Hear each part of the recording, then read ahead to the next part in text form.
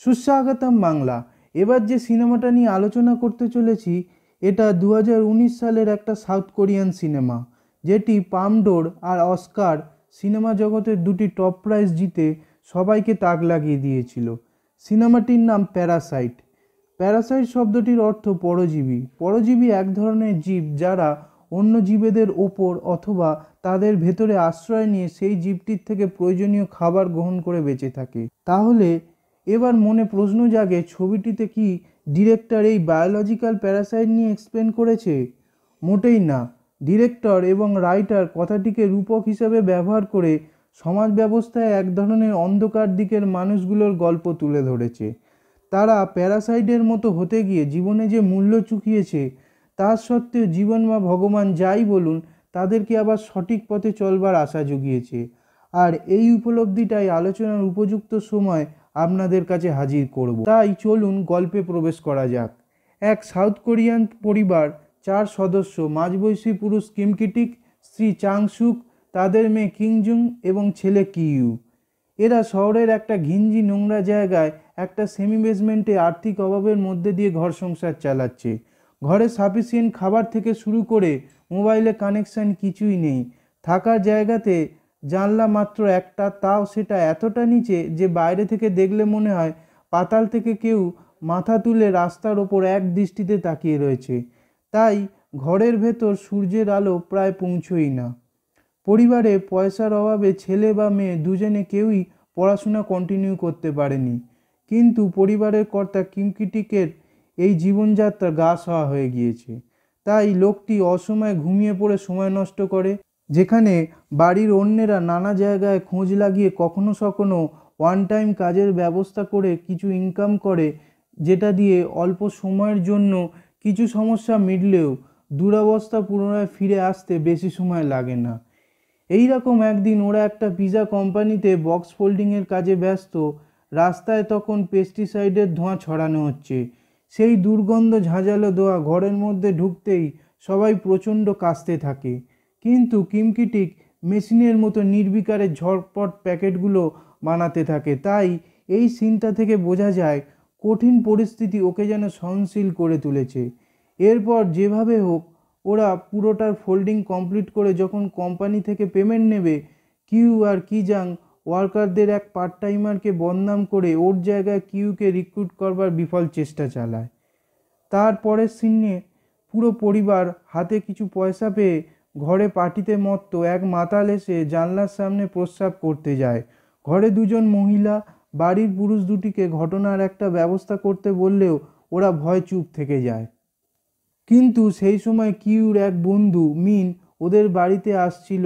ও মাতালটিকে ওই অবস্থায় দেখে প্রতিবাদ করে ওকে ওখান থেকে ভাগিয়ে দেয়, যার ফলে পরিবারের প্রত্যেকেই মিনের এই প্রকৃত পুরুষত্বটাকে কিউর চোখে আঙুল দিয়ে ধরিয়ে দেয়। মিন কিউকে সুসওক গিফট করে যাতে ওদের বাড়িতে আর্থিক স্থিতি আসে। সুসওক এক ধরনের ন্যাচারালি বা আর্টিফিশিয়ালি তৈরি করা পাথরের স্তূপ।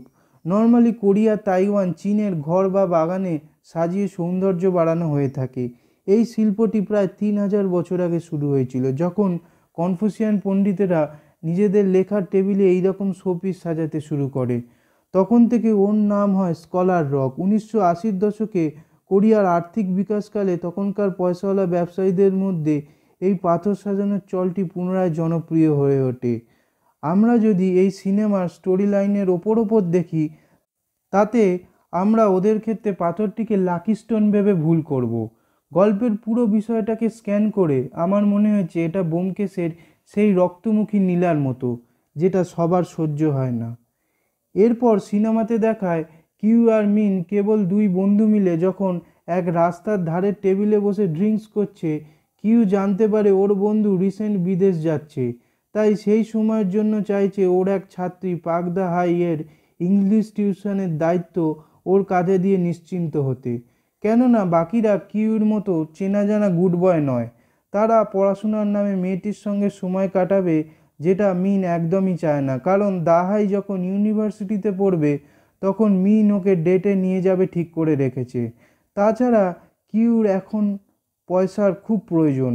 দাহাইয়ের রিচ ফ্যামিলি ওর এই চাহিদা মেটাতে পারবে। ওর বোন কি জাং ভালো আর্টিস্ট। সাইবার ক্যাফেতে বসে কিউকে একটা নকল ইউনিভার্সিটি সার্টিফিকেট বানিয়ে দেয়।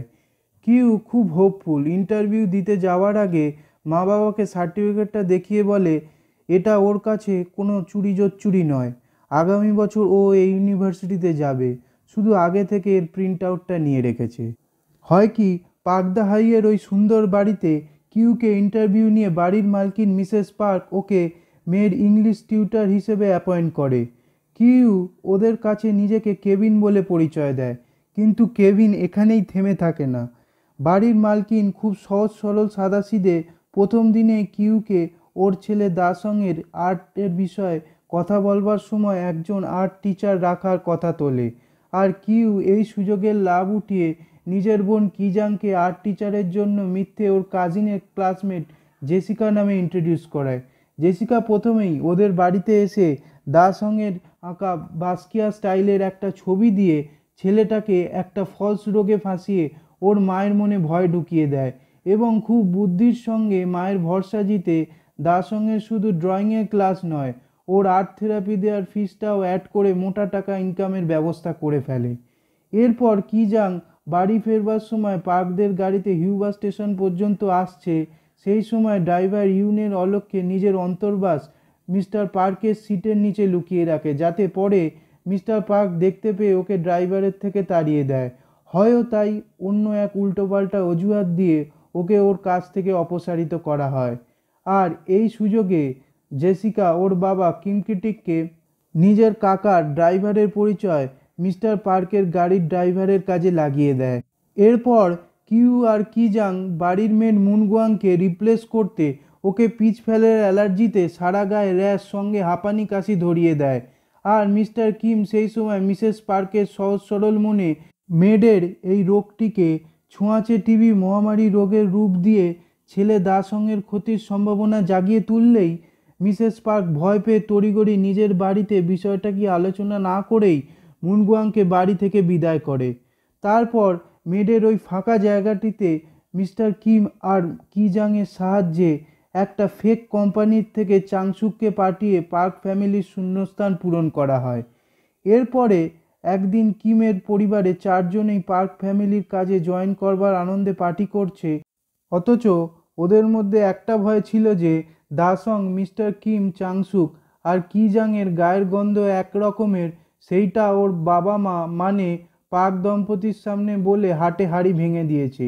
যদিও বাচ্চা বলে ওর কথায় কেউ পাত্তা দেয়নি। কিজাং বলে ওদের এই সেমি বেসমেন্টের বাড়িটা শিগগিরই চেঞ্জ করতে হবে, সেমি বেসমেন্ট থেকেই ওই গন্ধটা বের হয়। আর এরপরই একদিন ওদের ভাগ্যে একটা খুব সুন্দর বাড়িতে সময় কাটাবার সুযোগ আসে। বাড়িটা অন্য কোনো বাড়ি নয়, সেই বিখ্যাত আর্কিটেক্ট নামগুংয়ের বাড়ি যেখানে ওরা কাজ করে। আসলে এই সুযোগটা আসে যেদিন পার্ক ফ্যামিলির সবাই গাড়ি করে দাসংয়ের বার্থডে সেলিব্রেট করতে ক্যাম্পেনিংয়ের জন্য রওনা দেয়। সকালে কিমের পরিবার প্রত্যেকেই নিজেদের মতো যে যেখানে ইচ্ছা বসে শুয়ে লাক্সারিয়াস টাইমটা এনজয় করে নেয়। তারপরে সন্ধেবেলা ওরা লিভিং রুমে সবাই মিলে একসঙ্গে বসে কাচের দরজা দিয়ে বৃষ্টি দেখতে দেখতে পার্কদের দামি হুইস্কির মজা নিচ্ছিল আর আড্ডা জমিয়ে মনের ফুর্তিতে টেবিলে রাখা খাবার জিনিসগুলো এদিক ওদিক ছড়াচ্ছিল। এর মধ্যে একসময় কিউ মিনের কথা জাল করে ওর পরিবারের বাকিদের জানায় ডাহাই ইউনিভার্সিটিতে উঠলেই কিউ ওকে ডেটে যাওয়ার প্রপোজাল দেবে। ওরা যেমন অবাক হয় তেমনি আনন্দে উল্লাস করতে থাকে। এরপর কিউ কিজাংকে জিজ্ঞাসা করে এই বাড়িটা ওদের হয়ে গেলে ও কোন ঘরটা পছন্দ করবে। তাতে মেয়েটি উত্তর না দিয়ে বলে বাড়িটা আগে ওদের হোক, তারপর ও এই সমস্ত বিষয়ে চিন্তা করবে। কিন্তু মিস্টার কিম যখন ওদের কথায় অংশগ্রহণ করে বোঝা যায় ওর নামগুংয়ের এই বাড়িটাকেই আপাতত নিজের বাড়ি ভেবে ফেলেছে। কিন্তু তারপরই ওদের আনন্দ ভঙ্গ করতে এই বৃষ্টিতে মুনগুয়াং এসে বাড়ির কলিং বেল বাজাতে থাকে আর বেসমেন্টে ওর নিজের কিছু জিনিস পড়ে আছে, এগুলো নিতে বাড়িতে ঢুকতে দিতে রিকোয়েস্ট করে। চাংসুক কিছু না বুঝে ওকে ঢুকতে দেয়। মুনগুয়াং বাড়িতে ঢুকতেই বেসমেন্টে গিয়ে বিভিন্ন ধরনের কাঁচের জার রাখা আলমারিটা সমস্ত গায়ের জোরে ঠেলতে থাকে, কিন্তু তাও ওটা সরে না। তাই চাংসুকের হেল্প নিয়ে আলমারিটা সরাতেই একটা গুপ্ত দরজা দেখা যায়, যেটা সরাতেই আরও নিচের ফ্লোরে যাওয়ার একটা সিঁড়ি দেখা যায়। ওটা দিয়ে পুরনো মেট হানি বলে ডাকতে ডাকতে নিচে একটা সিক্রেট বাংকারের মতো জায়গায় এসে একজন লোককে খাবার খাইয়ে সেবা যত্ন করতে থাকে। চাংসুক তো ওখানে গিয়ে প্রথমটাতে ওসব দেখে বিস্ময়ে মাথা খারাপ হওয়ার জোগাড়। তাই কয়েক মুহূর্তে নিজেকে সামলিয়ে ও মুনগুয়াংকে ঘটনাটা জানতে চাইলে ও বলে ওখানে লোকটি ওর স্বামী ও জনসি। নামগুম যখন প্যারিসে শিফট করে যায়, অর্থাৎ প্রায় 4 বছরেরও বেশি সময় ধরে ঋণে ডুবে পাওনাদারদের ভয়ে লোকটি এই বাংকারে আশ্রয় নিয়েছে। এই রকম একটা জায়গার খবর পার্ক ফ্যামিলির কেউ জানে না। মুনগুয়াং চাংসুকের হাতে কিছু টাকা দিয়ে প্রতি সপ্তাহে অন্তত একবার ওর স্বামীর কাছে খাবার পৌঁছে দেওয়ার অনুরোধ জানায়, কিন্তু চাংসুক সবটা শুনে পুলিশকে ফোন করতে যায়। আর ঠিক সেই সময় কিমের ফ্যামিলির বাকিরা সিঁড়িতে দাঁড়িয়ে লুকিয়ে সমস্ত কথা শুনছিল। ওরা সিঁড়ি থেকে পা হড়কে নিচে ঠিক মুনগুয়াংদের পুরো সামনে এসে পড়ে। মুনগুয়াং ওর মোবাইল বার করে পুরো বিষয়টা ভিডিও রেকর্ডিং করে নেয়। আর এরা যে ফ্যামিলি মিলে ফ্রড করছে সেটা বুঝতে পেরে রেকর্ডেড ভিডিওটা দেখিয়ে কিমদের ব্ল্যাকমেল করে সবাইকে লিভিং রুমে এনে শাস্তির ভঙ্গিতে বসিয়ে মুনগুয়াং আর ওর হাজব্যান্ড ওখানে সোফায় মনের আনন্দে গল্প করার সময় যেই অন্যমনস্ক হয়ে পড়েছে, কিমরা আচমকা ওদের ওপর ঝাঁপিয়ে পড়ে। ধস্তাধস্তিতে মুনগুয়াং ওদেরকে আঘাত করে আর কিজুং ফ্রিজ থেকে পিচ ফল বার করে ওর মুখে ঘষে দেয়। এরপর কি ওদের থেকে মোবাইলটা কেড়ে ভিডিওটা ডিলিট করছে, ঠিক সেই মুহূর্তে বাড়ির ল্যান্ডফোন বেজে ওঠে। অতিবৃষ্টির কারণে ক্যাম্পেনিংয়ের জায়গায় বন্যা হয়ে গেছে। পার্ক ফ্যামিলি 8 মিনিটের মধ্যে বাড়ি ফিরছে। তাই কিমের ফ্যামিলির সবাই তাড়াহুড়ো করে ঘরের আবর্জনা পরিষ্কার আর পিচ ফলের এফেক্টে অসুস্থ মুনগুয়াং ও ওর হাজব্যান্ডকে টেনে সেই নিচের রুমে নিয়ে গিয়ে বেঁধে দেয় আর নিজেরা যে যেখানে পারে লুকিয়ে পড়ে। এর মধ্যে পার্করা বাড়িতে ঢুকে গেছে বুঝতে পেরে মুনগুয়াং কিমকে ঠেলে ছুটে ওপরের কিচেনে উঠতে যাবে। চাংসুক ওর পায়ের আওয়াজ পেয়ে ধাক্কা দিতেই হাত বাঁধা অবস্থায় সিঁড়ি থেকে গড়িয়ে পড়ে মাথা ফেটে ও অজ্ঞান হয়ে যায়। মিস্টার কিম ওকে বেসমেন্টের গুপ্ত দরজার ভেতরে এনে সিক্রেট রুমের এন্ট্রান্সটা আলমারিটা সরিয়ে বন্ধ করে দেয়। এরপর স্টোরিটা ফোকাস করে ওজন সিয়ের ওপর। কিম সিঁড়ি দিয়ে নেমে দেখে লোকটা একটা সুইচে ফার্স্ট ফ্লোরের সিঁড়ির আলো কিভাবে অন অফ করে মিস্টার পার্ককে মর্স কোডে থ্যাঙ্কস জানায় ওকে খাবার আর থাকার জায়গা দেওয়ার জন্য। অন্যদিকে মিসেস পার্ক ডিনারের সময় দাসংয়ের ভূত দেখার ঘটনাটা চাংসুককে বলছে। এখন একটা সিনে দেখাচ্ছে সেদিন ওজনসি ভুতুড়েভাবে কিচেনে এসে একা দাসংয়ের দিকে তাকাতেই ও ভয়ে চোখ উল্টে ফেলে খিঁচুনি দিয়ে মুখ দিয়ে ঝাঁক বেরোতে থাকে। 15 মিনিটের মধ্যে হসপিটালে না গেলে বাচ্চাটা মরেও যেতে পারত। আর অপরদিকে কিম একটা লোহার পাইপের সঙ্গে ওকে বেঁধে জানতে চায় কিভাবে ও এই আন্ডারগ্রাউন্ড অবস্থায় বছরের পর বছর কোনো প্ল্যান ছাড়াই জীবন কাটাচ্ছে। তখন ওজনসিয়ের কথায় আমরা যারা সাধারণ মানুষ এই রকম সিক্রেট বাংকারে থাকা সমস্ত মানুষের বাক্সবন্দি জীবনের দুঃখ কষ্টের ভারটা অনুভব করতে পারি। অথচ ওজনসি বলে ওর ওখানে থাকতে ভালো লাগে, তাই চায় এই বাংকারেই বাকি জীবনটা কাটিয়ে দিতে। এরপর মিস্টার কিম ওদের দুজনকে ভালো করে বেঁধে সাবধানে আন্ডারগ্রাউন্ডের দরজা বন্ধ করে ছেলে মেয়েদের সাথে ওই বাড়ি থেকে বেরোতে যাবে, তক্ষুনি দাসং সিঁড়ি দিয়ে নিচে নামতে থাকে। ওরা তিনজনে ভয় লিভিং রুমের টেবিলের তলায় লুকিয়ে পড়ে। দাসং ইয়ার্ডে ওই বৃষ্টিতে টেন্ট লাগায়। ওর ওপর নজর রাখতে ওর মা বাবাও লিভিং রুমে সোফায় এসে শুয়ে পড়ে। মিস্টার পার্ক ওর স্ত্রীকে বলে ও যেন ঘরে মিস্টার কিমের গায়ের স্মেলটা পাচ্ছে। যারা সাবওয়েতে থাকে তাদের গায়ের থেকে আলাদা একটা স্মেল আসে। এই কথাটা মিস্টার কিম টেবিলের নিচে শুয়ে শোনে। তারপর পার্ক দম্পতি ঘুমিয়ে পড়লে ওরা তিনজনে খুব সাবধানে লিভিং রুমের সিঁড়ি দিয়ে নেমে গ্যারেজ দিয়ে বাইরে বেরিয়ে যায়। ভয়ঙ্কর বৃষ্টি হচ্ছে, এই বৃষ্টিটাই ওদের জীবনের দিক ঘুরিয়ে দেয়। ওরা দৌড়তে দৌড়তে বাড়ির দিকে যেতে থাকে। যখন ওরা মাঝখানে একটা জায়গায় হাঁপিয়ে দাঁড়িয়ে পড়ে, মিস্টার কিম বুঝতে পারে আজকের ঘটনাটা ঘিরে ওর ছেলে মেয়েদের মধ্যে একটা ভয় কাজ করছে। তাই ওদেরকে শান্ত করতে জানায় ও দুইজন স্বামী স্ত্রীকে ভালো করে দড়ি দিয়ে বেঁধে এসেছে, এখন কেউ জানে না ওখানে কি হয়েছে। ওর কাছে একটা প্ল্যানও রয়েছে, তাই দুই ছেলেমেয়েকে ঘটনাটা মন থেকে মুছে ফেলতে বলে। সবাই দৌড়ে বাড়ির কাছে গিয়ে দেখে ওদের গলিতে হাঁটু পর্যন্ত জল জমে গিয়েছে। সেই অবস্থাতে ওরা বাড়ির ভেতর ঢোকে। বাড়িটা রাস্তার নিচে হওয়াতে কোমর পর্যন্ত জল জমে গিয়েছে। কিউ শুষ্ক পাথরটা জল থেকে হাতে তুলে নেয়। কিম একটা বাক্সে প্রয়োজনীয় কিছু জিনিস ভরে যখন বাড়িতে প্রায় গলা পর্যন্ত জল উঠে যাচ্ছে, বাড়িটার চারদিক দেখতে দেখতে চোখে জল নিয়ে বাধ্য হয়ে বাইরে বেরিয়ে যায়। এর সঙ্গে সিনেমাতে বাংকারের মধ্যেও একটা অভাবনীয় ঘটনা ঘটছে। কিম ভুলবশত মুনগাংয়ের মুখটা না বেঁধে বেরিয়ে যাওয়াতে মুনগাং অ্যালার্জির এফেক্ট আর রক্তাক্ত ফাটা মাথা নিয়ে হাত পা বাঁধা অবস্থায় অতগুলো সিঁড়ি নেমে ভীষণ মনের জোরে ওজংসিয়ের কাছে এসে মুখটা দিয়ে ওর গায়ে বাঁধা সেলোটেপটার কিছুটা কেটে দেয়। ওর স্বামী চোখের সামনে ওকে আস্তে আস্তে মৃত্যুর কোলে ঢলে পড়তে দেখে। স্ত্রীকে বাঁচাতে প্রাণপণ চেষ্টা করে গায়ের সমস্ত জোর দিয়ে বাকি বাঁধনটা ছাড়িয়ে মস্কোটে হেল্প চায়। দাসং ওটা দেখে ডিকোড করে, কিন্তু ও বেচারা কি বুঝবে। মুনগাং মারা যায়, কিন্তু এখানে স্টোরিটার দি এন্ড হয় না।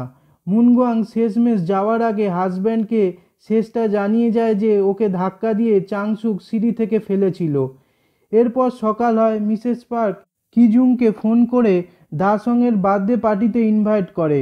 দাহাই কিউকে ইনভাইট করে। মিসেস পার্ক মিস্টার কিমকে ওভার টাইম অফার করে পার্টির শপিংয়ের কাজে লাগিয়ে দেয়। আজকে ও অনেক গম্ভীর থেকে চুপ করে কাজ করে যায়। আসলে তখন ওর মনে চলছিল প্রায় কয়েক ঘন্টা আগে ওরা পার্কদের বাড়িটার লিভিং রুমে বসে ড্রিঙ্কস করতে করতে বৃষ্টির মজা নিচ্ছিল, আর নামগুংয়ের এই বানানো বাড়িটাকে নিজেদের মনে করে খুশি হচ্ছিল। কিন্তু সেই সময় ওদের একবারও মনে হয়নি যে ওদের আসল বাড়ি ডুবে এতটা ক্ষতি হতে পারে। তাই ওই দুর্ঘটনার পর পাবলিক প্লেসে যখন রেস্ট নিচ্ছে, ওকে কিউ কোনো প্ল্যানের কথা জিজ্ঞাসা করলে ও ওজনসিয়ের লাইফ থেকে শেখা নো প্ল্যানের রুলসই লাইফে কাজে লাগায়। ও যেন মনে মনে নিজের সঙ্গে ওজনসিকে রিলেট করতে থাকে। অন্যদিকে পার্টি চলছে। চাংসুক কিচেনে কিজুংকে কিছু খাবার দেয়। ও সেটা নিয়ে বাংকারে স্বামী স্ত্রীর সঙ্গে আলোচনা করে ঝামেলা মেটাতে যাবে। ঠিক সেই সময় মিসেস পার্ক এসে ওকে দাসংয়ের জন্য বার্থডে কেক প্রেজেন্ট করতে রীতিমতো ধরে পার্টিতে নিয়ে চলে যায়। এদিকে কিউ সঙ্গে ওর ঘরে সময় কাটাচ্ছিল। ও প্রথম থেকেই মিনের মতো সাহসী দায়িত্বশীল হতে চায়, তাই একা ওই পাথরটা নিয়ে নিচে বাংকারে ওদের দুজনকে শেষ করতে যায়। কিন্তু হয় উল্টোই। ওজংসি তখন আহত বাঘের মতো ও বেসমেন্টেই কিউর মাথায় একাধিকবার আঘাত করে রক্তের ধারা বইয়ে ওকে মরার মতো ফেলে রেখে সিঁড়ি দিয়ে কিচেনে উঠে একটা ছুরি নেয় আর ইয়ার্ডে ওই পার্টিতে এন্টার করে। অন্যদিকে সেই সময় কিম অনিচ্ছা সত্ত্বেও মিস্টার পার্কের সঙ্গে ঝোপের মধ্যে লুকিয়ে বাচ্চাদের মতো একটা খেলায় অংশ নিতে গিয়ে আরও বিরক্ত হয়ে যাচ্ছিল। আর পার্ককে ওদের স্বামী স্ত্রীর বিষয়ে নিজের একটা মতামত জানিয়ে মিস্টার পার্কের থেকে ইনসাল্টেড হয়ে চুপ করে বসে অপেক্ষা করছিল। খেলা শুরু হলেই কিজুং কেক নিয়ে দাসংয়ের টেন্টের দিকে এগোতেই ওজংসি ছুটে এসে সোজা ওর বুকে ওই ছুরিটা বসিয়ে দেয়। ইনস্ট্যান্ট মেয়েটা মাটিতে পড়ে যায়, আর দাসং টেন্ট থেকে বেরিয়ে ওজংসির রক্তে মাখা ভয়ঙ্কর মুখ দেখে অজ্ঞান হয়ে পড়ে যায়। ততক্ষণে সবাই ভয়ে এদিক ওদিক ছুটছে। ওজংসি কিজুংকে দ্বিতীয়বার আঘাতের ভয় দেখিয়ে চাংসুককে ডাকে। চাংসুক একটা ছোট কুড়ুল নিয়ে ওজংসির সঙ্গে মোকাবিলা করে, আর সেই সময় মিস্টার কিম ওর আহত মেয়ের কাছে গিয়ে বসে, আর মিস্টার পার্ক ছেলেটাকে মানে দাসংকে নিজের স্ত্রীর কাছে নিয়ে আসে। ডাহাই কিউকে কাঁধে করে ওকে বাঁচানোর জন্য বাইরে নিয়ে যায়। মিস্টার পার্ক ওর ছেলেকে হসপিটালে নিয়ে যাবে, তাই কিমকে প্রথমে তাড়াতাড়ি গাড়ি বার করতে বলে, কিন্তু কিম সেখানেই বসে থাকলে পার্ক ওর থেকে গাড়ির চাবি চায়। কিম গাড়ির চাবিটা ছুঁড়তে গেলে ওটা ওজংসি আর চাংসুক যেখানে লড়াই করছে সেখানেই পড়ে। চাংসু ওজনসিকে কোনো রকমে আহত করে মাটিতে ফেলে। যেই পার্ক ওজনসিকে সরিয়ে সেই গাড়ির চাবিটা তুলবে, সেই সাবওয়ের গন্ধে ওর মুখ যেন বেঁকে যায়। এই দৃশ্যটা দেখে কিম রাগে জ্ঞানশূন্য হয়ে পড়ে থাকা ছুরিটা তুলে ওর বুকে বসিয়ে দেয়। মিস্টার পার্ক সঙ্গে সঙ্গে মাটিতে পড়ে যায়। কিম একবার ওর স্ত্রী আর মেয়ের দিকে তাকায়, তারপর মিসেস পার্কের দিকে তাকিয়ে ওকে অজ্ঞান হতে দেখে এবং বুঝতে পারে হিট অফ দ্য মুভমেন্টে বিরাট ভুল করে ফেলেছে। ও এদিক ওদিক দেখতে দেখতে তক্ষুনি সিঁড়ি দিয়ে নেমে সেই সিক্রেট বাংকারে লুকিয়ে পড়ে। এই ঘটনার 1 মাস পর কিউ প্রথম চোখ খুলে দেখে ও হসপিটালে বেডে শুয়ে রয়েছে। তার সত্ত্বেও এক ডিটেকটিভ আর এক ডাক্তারকে ওখানে দেখে অদ্ভুতভাবে হাসতে শুরু করে। কি জাঙের সেই দিন কত রক্ত বেরিয়েছিল সেটা শুনেও হাসতে থাকে। বা কোর্টে যখন ও আর ওর মায়ের বিরুদ্ধে forgery, trespassing, foul play, self defence নানান ওয়ার্ড শোনানো হচ্ছিল সেখানেও ও হেসে ফেলছিল। এমনকি ও যখন ফটোতে কি জাংকে দেখে তখনও হাসতে থাকে। আমরা যখন লাইফে কোনো সিচুয়েশনে একদম হোপলেস হয়ে পড়ি তখন সেই অবস্থাতে পড়ে আমাদের নিজেদের ওপরেই হাসি আসতে থাকে। আমার ধারণা কিউও এই অবস্থার মধ্যে দিয়ে যাচ্ছিল। এরপর ও যখন নিউজ চ্যানেলে সেই দিনকার ঘটনার রিপোর্টিং দেখে ওর হাসি উড়ে যায়। ঘটনাস্থল থেকে একজন রিপোর্টার বলছে মিস্টার কিম মেন দরজা থেকে বেরিয়ে তারপর যে কোথায় উধাও হয়ে যায় কেউ জানে না। পুলিশ ওকে খুঁজে বার করবার চেষ্টা চালাচ্ছে। আসলে কিমের স্ত্রী বা ছেলে কেউই জানতো না ও কোথায় গেছে। এদিকে সেই ডিটেকটিভ ওর খোঁজ পেতে কিউকে সর্বত্র ফলো করে যাচ্ছিল। তারপর ধীরে ধীরে কেসটা ঠান্ডা হয়ে পড়লে ওকে স্টপ করা বন্ধ হয়। শীতের মরশুমে তখন পাহাড়ে বরফ পড়েছে। কিউ পাহাড়ে উঠে প্রতিদিন নামগুংয়ের ওই সুন্দর বাড়িটার দিকে তাকিয়ে থাকতো। ওখান থেকে বাড়ির ভিউটা খুব সুন্দর দেখা যেত। একদিন ঠান্ডাটা বেশ জাঁকিয়ে পড়েছে। কিউ বাড়িটার দিকে দূরবীন দিয়ে দেখছে বাড়ির সব আলো নিভে গেছে। ও দেখে বাড়ির সিঁড়ির দিকের আলোটা জ্বলছে আবার বন্ধ হচ্ছে। ও সেই মুহূর্তে ওটাকে মর্স কোডের মতো ফোনে ভয়েস রেকর্ড করে। বাড়ি যাওয়ার সময় ওটাকে ডিকোড করতেই ওর মনে একটা আশার আলো দেখা দেয়। লেখাটাতে কিউকে ছেলে হিসাবে অ্যাড্রেস করে বলা হচ্ছিল হয়তো ও ছাড়া কেউ ওর অর্থাৎ মিস্টার কিমের চিঠি পড়তে পারবে না, কেননা ও স্কাউটে ছিল। সম্ভবত ও আর ওর মা এখন ভালোই আছে। কিন্তু কি জাংয়ের কথা ভাবলে মিস্টার কিমের খুব দুঃখ হয়। যদি ওই দিনের ঘটনাটা সত্যি না হতো। ওই দিন ও মেন দরজা থেকে বেরিয়ে গ্যারেজে ঢুকে ওখান থেকে ওই সিক্রেট বাংকারে নিজের গা ঢাকা দিয়েছিল। ওই ফাঁকা বাড়িটায় কিমের পক্ষে নিজের শরীর আর মনকে আটকে রাখাটা একেবারে অসম্ভব হয়ে দাঁড়িয়েছিল। ও মিস্টার পার্কের ছবির সামনে কাঁদতো, ক্ষমা চাইতো। খুব সীমিত খাবারে ওকে দিন যাপন করতে হতো। তবে একটা ঠিক, কি বাড়িটা খালি থাকায় ও এই সময় মুনগাংয়ের শেষকৃত্যটা ভালো করে নিয়ম মেনে সম্পন্ন করে। বাড়িটায় এত বড় একটা ক্রাইম ঘটে যাওয়াতে ওটা বিক্রি করতে সময় লাগছিল। তবে রিয়েল এস্টেটের লোকগুলো ঠিক সবেমাত্র কোরিয়াতে এসেছে এরকম একটা পরিবারকে পটিয়ে বাড়িটা বিক্রি করে দেয়। সারাদিন পেরেন্টসরা বাইরে কাজে থাকে আর বাচ্চারা স্কুলে, তাই কেবল বাড়ির মেয়েটাই সারাদিন বাড়িতে থাকে। তাই ওকে প্রাণ হাতে করে ওপরে ফ্রিজ থেকে খাবার নিতে যেতে হয়। ওখানে একটা মুহূর্ত কাটানো ওর পক্ষে যেন একটা বোঝা হয়ে দাঁড়িয়েছে। আজ অন্তত ওকে লেটার লেখবার কাজ তো ছিল। এইভাবে ও রোজ রাতে কিউকে লেটার লিখবে, যদি কোনো দিন কিউ পর্যন্ত ওর কথা পৌঁছতে পারে। আবার কথা হবে। কিউকে নিজের খেয়াল রাখতে বলে মিস্টার কিম লেটারটা শেষ করে। এবার এই সিনেমাটা এক্সপ্লেনেশনের প্রথম দিকে আপনাদের যা বলেছিলাম, আবার জীবনে পথে চলবার আশা। তবে এবার আর ভুল পথে না, সঠিক পথে চলবার আশাতে এতদিন পর কিউকেও হোপফুল দেখায়। তাই কিউ বাবার উদ্দেশ্যে একটা চিঠিতে এক্সপ্রেস করে ও একটা খুব সাধারণ প্ল্যান বানিয়েছে। ওই লাকি স্টোনটাকে জলে বিসর্জন দিয়ে ও ঠিক করেছে এবারে ও শুধু টাকা ইনকাম করবে, প্রচুর টাকা। ইউনিভার্সিটি, কেরিয়ার, বিয়ে ওসব পরে দেখা যাবে। যখন ওর কাছে অনেক টাকা জমবে ও ওই নামগুংয়ের বাড়িটা কিনে নেবে। একদিন ওরা ওখানে শিফট হয়ে যাবে। ওর মা আর ও ইয়ার্ডে বসে রোদ পোয়াবে। সেই দিন ওর বাবাকে শুধু ওপরের ফ্লোরে আসতে হবে। এই ওর এখন একমাত্র লক্ষ্য। আর ততদিন পর্যন্ত ওর বাবাকে নিজের খেয়াল রাখতে হবে। ও আসবে, এই দিন ঠিক কেটে যাবে।